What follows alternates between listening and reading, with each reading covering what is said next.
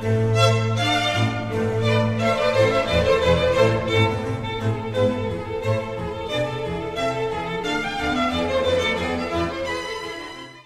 à toutes, bonjour à tous, Sophocle, Philoctète, scène 7. Néoptolème, Philoctète, le cœur. Néoptolème. Dussé-je être accusé d'avoir trop pitié de celui-ci, resté cependant, si tel est son désir, jusqu'à ce qu'on ait remis dans la nef ce qu'on en avait ôté, et que nous ayons prié les dieux. Peut-être, pendant ce temps, changera-t-il en mieux de sentiment pour nous. Vous, dès que nous vous appellerons, venez promptement. Philoctète, strophe 1.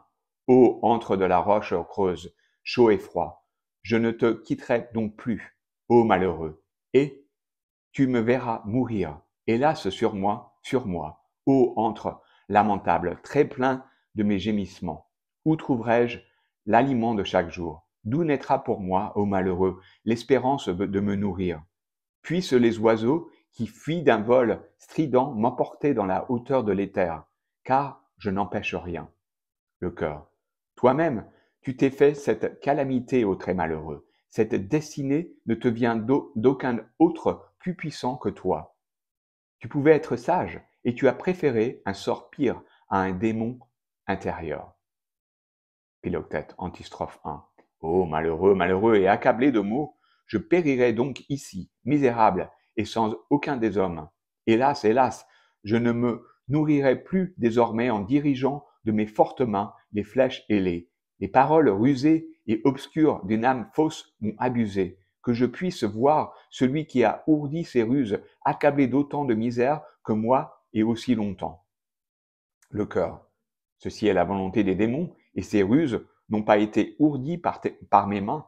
Tourne sur d'autres tes excrations violentes et funestes, car j'ai ce désir que tu ne repousses plus mon amitié. Philoctète, strophe 2. Hélas, hélas, assis maintenant sur le rivage blanc de la mer, il rit de moi, agitant de sa main l'arc qui m'a nourri dans ma misère et que nul n'avait jamais porté. Ô cher arc, arraché de mes mains amies, sans doute, si quelque sentiment t'anime, tu vois avec pitié le compagnon de Héraclès qui ne servira jamais plus de toi. Tu es la proie d'un autre, d'un homme faux, et tu vois ses honteux mensonges, et cet ennemi détesté, excitant par ses ruses viles mes mots innombrables aux Zeus. Le cœur. Il est d'un homme de dire ce qui est juste, et l'ayant dit, de ne point répandre les paroles haineuses de sa langue. Il a été ordonné à celui-ci entre tous d'agir pour le bien commun de ses amis. Philoctète, antistrophe 2. Ô bêtes ailées que je chassais, ô bêtes fauves aux yeux bleus que nourrit cette terre montueuse, vous ne vous enfuirez plus, vous étant approchés de moi du fond des repères, car je n'ai plus entre les mains mon ancienne défense de trait. Ô malheureux que je suis, maintenant ce lieu n'est plus défendu ni à craindre. Désormais pour vous, venez, l'instant est propice de rendre tuerie pour tuerie et de vous repaître de ma chair tachée de plaies, car je vais bientôt quitter la vie, d'où en effet me viendra la nourriture. Qui peut vivre d'air quand il n'a plus rien de ce que produit la terre nourricière? Le cœur. Par les dieux, si tu fais quelque attention à un autre, montre-moi la même bienveillance que je t'ai montrée. Sache bien qu'il en est ton pouvoir de te délivrer de ce mal. Il est en effet misérable à nourrir et on ne peut le supporter à cause des douleurs infinies qui y sont jointes. Philoctète, de nouveau, tu rappelles ma douleur ancienne, ô toi le meilleur de tous ceux qui ont abordé ici. Pourquoi me tuer? Que me fais-tu? Le cœur. Qu'as-tu dit? Philoctète. As-tu espéré m'emmener vers l'odieuse terre de Troie? Le cœur. Je crois que ceci serait pour le mieux. Philoctète. Abonnez-moi donc, le cœur. Tu me demandes ce que je vais faire volontiers. Allons, rendons-nous dans la nef, à la place qui est celle de chacun de nous. Philoctète. Je t'en conjure par Zeus, qui venge les suppliants. Ne t'en vas pas. Le cœur. Sois plus calme. Philoctète. Ô étranger, resté par les dieux. Le cœur. Pourquoi cries-tu? Philoctète.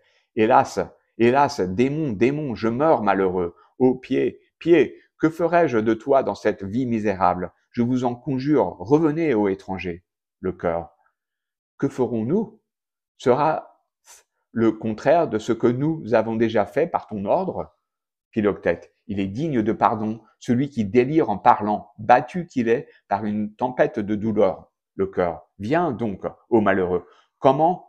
Comme nous te l'avons conseillé. Philoctète. Jamais, jamais. Tiens-le pour certain. Quand même le porte-feu fulgurant me consumerait des éclairs de la foudre, qu'Hélios périsse, qu'ils périssent tous ceux qui l'assiégèrent et qui ont pu me repousser à cause de mon pied. Mais, ô étranger, exaucez au moins un seul de mes vœux. Le cœur. Que dis-tu? Si vous avez à vous une épée, une hache ou toute autre arme, donnez-la moi. Le cœur. Qu'en vas-tu faire? Philoctète. Me couper la tête et les articulations des mains. Je ne demande enfin que la mort. Le cœur. Pourquoi? Philoctète. Pour retrouver mon père. Où? Philoctète. Dans le Hadès, car, sans doute, il ne jouit plus de la lumière, ô patrie, plus, ô Dieu, qu'il me fût donné de te revoir, à moi, malheureux homme, qui ai quitté tes fontaines sacrées pour secourir les odieux Danaïens. Je ne suis rien désormais. Le cœur. Je serais retourné depuis longtemps à ma nef si je ne voyais venir à nous Ulysse et le fils d'Achille.